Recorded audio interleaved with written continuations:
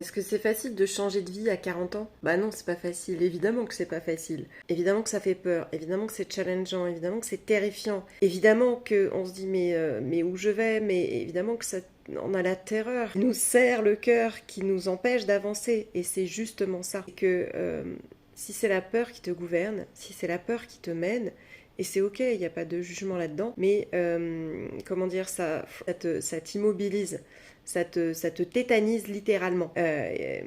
Ton mental a tellement peur de ce qui pourrait se passer, parce qu'il n'a aucune idée, le mental a horreur de l'inconnu. Il a tellement peur de ce qui pourrait se passer si tu lâches ce que tu connais, même si ce que tu connais c'est très inconfortable, très chiant, que t'en peux plus, qui va te trouver tout un tas de raisons pour dire non mais il faut pas le faire. Et c'est ok.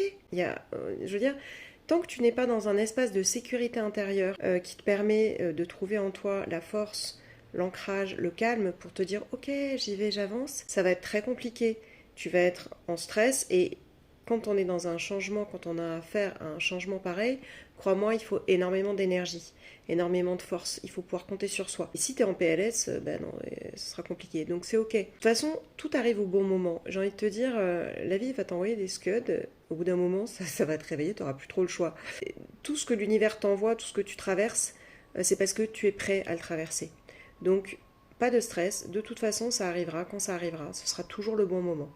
Je reviens toujours à mes 4 sagesses indiennes, tout ce qui arrive est l'unique chose, ce qui arrive est l'unique chose qui pouvait arriver, ce qui est terminé est terminé.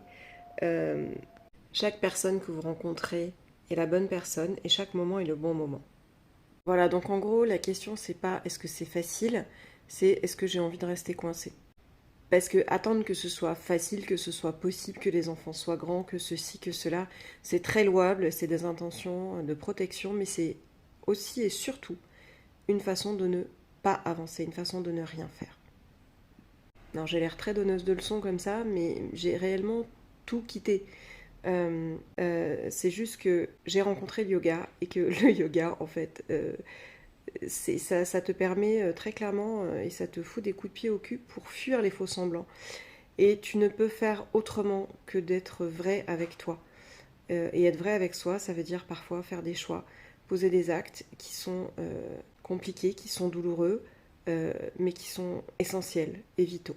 C'est pour ça que dans mon programme, je concilie le yoga et le coaching, parce que pour moi, ce sont deux leviers ultra puissants de transformation. C'est tout simplement ça. En fait, on ne te demande pas de changer à tout prix, de tout plaquer à tout prix, non, mais d'être toi, d'être aligné avec toi. Et c'est la seule chose en fait qui compte dans cette vie, c'est être réellement soi et pouvoir accomplir ce pourquoi on est là.